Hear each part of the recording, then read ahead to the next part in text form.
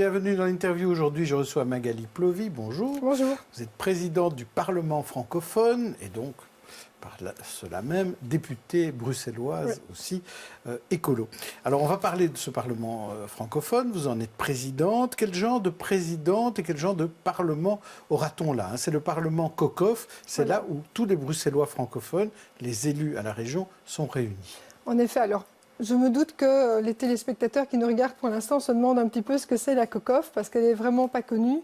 Et c'est normal, les institutions à Bruxelles sont complexes.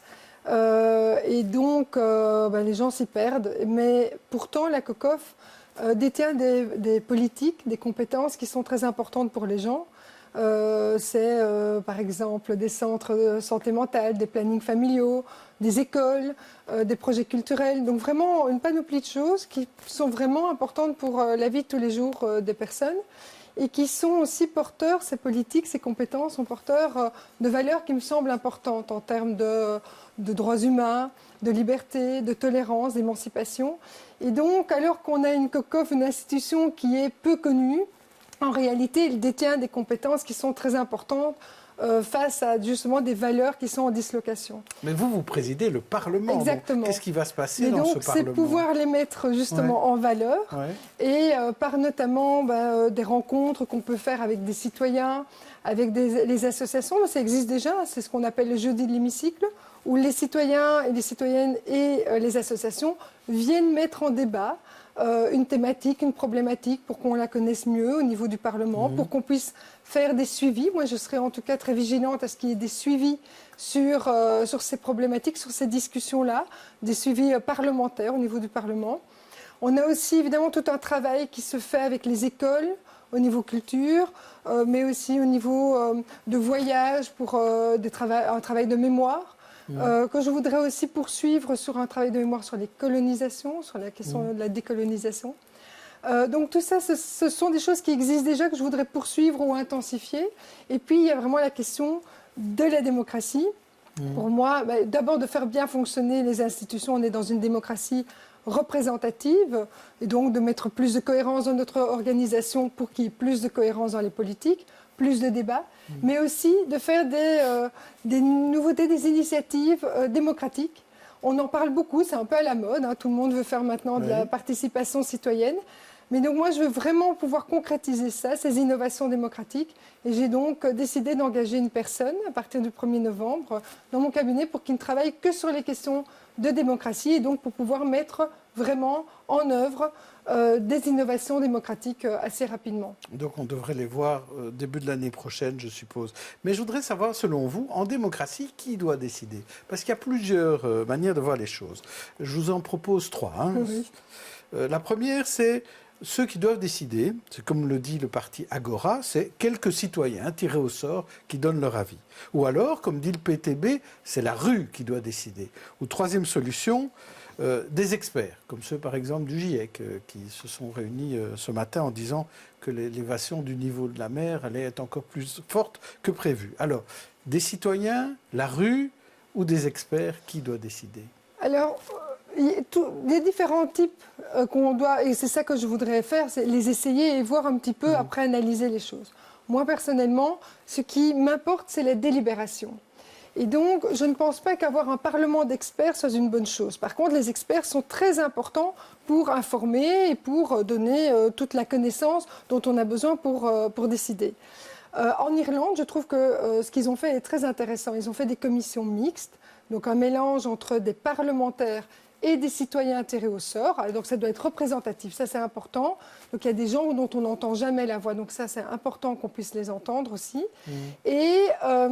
Mais autour de ça, il y a eu vraiment tout un travail par les journalistes, un travail dans les villes, dans les villages, pour faire vivre les débats qui existaient en fait dans ces commissions mixtes. Et informer, quoi. Et informer et avant délibérer. de délibérer. Et pour moi, la délibération est importante. Et donc, du coup, à un moment donné, c'est porté alors par un grand nombre de la population. Donc, c'est plutôt la première solution, c'est quelques citoyens. Des citoyens, mais quand même avec l'appui et quelques élus, beaucoup de représentants. Oui, mais avec les citoyens aussi en plus grande masse, parce que je pense que ça doit vraiment... Il faut un échantillon représentatif des citoyens. Et la rue, par exemple Et donc, c'est ce que disais, oui. moi je pense que la délibération qui se passe à un endroit doit pouvoir être suivie partout, par l'ensemble des habitants. Mais quand on dit la rue, c'est les manifs. Hein, ah oui, moi je crois qu'à un moment donné, quand il faut faire des manifs ou des grèves, c'est utile. Et donc je suis aussi pour cette manière... Vous êtes pour tout, quoi, finalement. Non. À certains moments, certaines choses. Alors... on parlait hier avec Julien Tondal de la privatisation des maisons de transition. Et ça repose le problème du sous-financement de la justice. Il y a pour l'instant la prison de Saint-Gilles où le personnel a décidé de mettre la prison en sécurité, c'est-à-dire faire une espèce de service minimum. Vous connaissez bien, parce que vous venez de Forêt, vous avez visité les prisons. Comment est-ce qu'on peut améliorer les prisons sans argent ? Bien, c'est la condition sine qua non. Alors en effet, il faut de l'argent et il faut une attention particulière. Et on a évidemment des politiciens qui souvent n'ont pas très envie d'investir dans les prisons parce que ce n'est pas très porteur au niveau de la population. Et c'est vraiment grave parce que on sait qu'un jour ou l'autre, les personnes vont ressortir, vont être dans la société, vont vivre parmi tout le monde. Et donc là, pour moi, c'est vraiment un mauvais calcul. Et donc je pense qu'il faut vraiment avoir une autre politique carcérale qui n'est pas du tout celle que moi je vois quand je vais faire les visites dans les prisons, puisque je le fais régulièrement depuis des années. On a vraiment un système qui ne va pas du tout. Donc je pense qu'il y a des gens qui ne devraient pas se retrouver en prison, qui devraient être suivis médicalement ou aussi avoir, par rapport à certaines problématiques de drogue, etc., avoir un suivi particulier. Je pense qu'on peut faire d'autres types de peines que se retrouver en prison. Et pour ceux qui doivent être en prison, avoir vraiment un autre accompagnement qui n'est pas du tout actuellement possible. Donc les communautés ont des services de qualité pour pouvoir faire un suivi, mais ne savent pas facilement déployer leur offre et ne peuvent pas le faire pour l'ensemble de la population carcérale. Donc il faut clairement diminuer la population carcérale et créer des petites structures. On les appelle des Heusen. Ça ressemble aux maisons de transition. Moi, au départ, quand il y a eu l'annonce, je me suis dit, tiens, on est en train d'évoluer.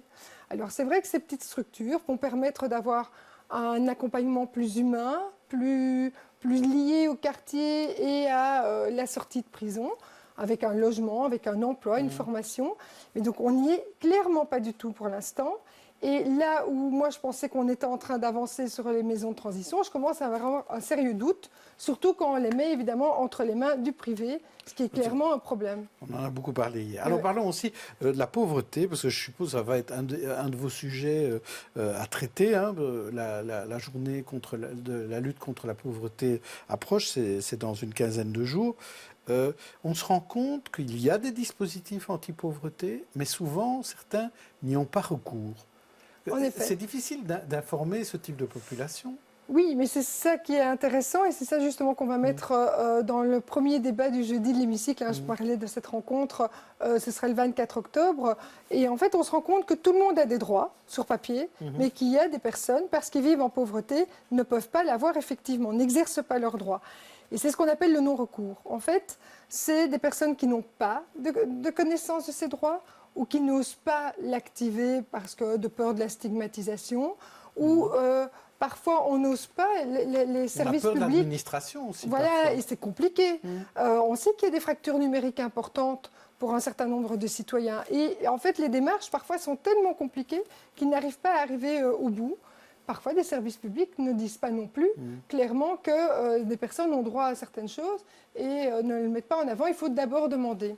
Il y a des efforts à faire. Voilà, et donc là, je pense que l'État doit vraiment être proactif pour permettre à tous d'avoir effectivement de pouvoir exercer les droits pour tous. Et donc là, c'est ça que ce jeudi l'hémicycle va travailler, va vraiment faire des propositions très concrètes. On voit que dans les accords de majorité de la COCOF et de la région, on a indiqué l'automatisation des droits. Donc c'est de permettre que, sans le demander, si vous avez droit à quelque chose, hop, on le fait. C'est quand même compliqué à mettre en œuvre. Hein, il faut faire ça parce qu'il y a des questions de vie privée aussi.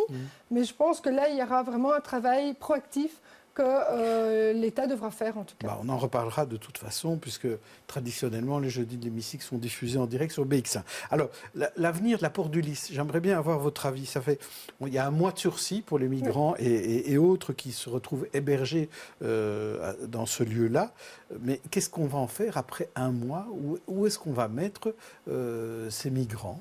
Oui. Alors, pour moi, il y a 3 étapes. Il y a l'étape d'urgence sur le bâtiment. Oui. Donc, on a trouvé ce mois-ci un peu de répit et c'est tant mieux. Et je sais aussi qu'il y a une vraie volonté de la part du gouvernement et des ministres, Rudy Vervoort et Alain, tout à fait, et Alain Marron, donc de la région, d'avancer pour avoir véritablement une solution. L'idée n'est jamais de pouvoir mettre les personnes dans la rue. C'est bien d'avoir une solution concrète en urgence. Et moi, je suis assez confiante, d'après ce que j'entends, c'est en bonne voie. C'est-à-dire on va trouver un local où les mettre après. Voilà, donc ça c'est une solution qui est en train d'être trouvée. Et sur quelle commune? On a Alors ça, moi je n'ai pas du tout encore l'information, mais en tout cas on est sur le chemin. Voilà, on est clairement sur le chemin. L'autre élément qui était important, c'était de stabiliser les politiques. Puisque ces dernières années, on a un peu travaillé comme ça, plic-ploc. Ici, on a vraiment eu une décision de la part du gouvernement de la région pour une stabilisation des politiques et un financement pérenne de la Porte du Lys. Ça, c'est aussi une très bonne chose. Et alors, enfin, je pense qu'il faut vraiment rapidement voir le fédéral pour trouver des mesures structurelles.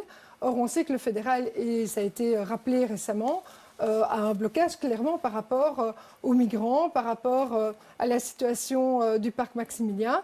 Et ça, je trouve vraiment que c'est honteux. Parce que humainement, la région ne pourra pas ne pas prendre du coup des responsabilités à la place des responsabilités du fédéral qui ne prend pas en main. Et ça, je pense que c'est vraiment déplorable en termes d'humains. Merci Magali Plovy. Demain, on se retrouve pour l'émission de l'interview. D'ici là, bonne journée et bonne soirée à tous.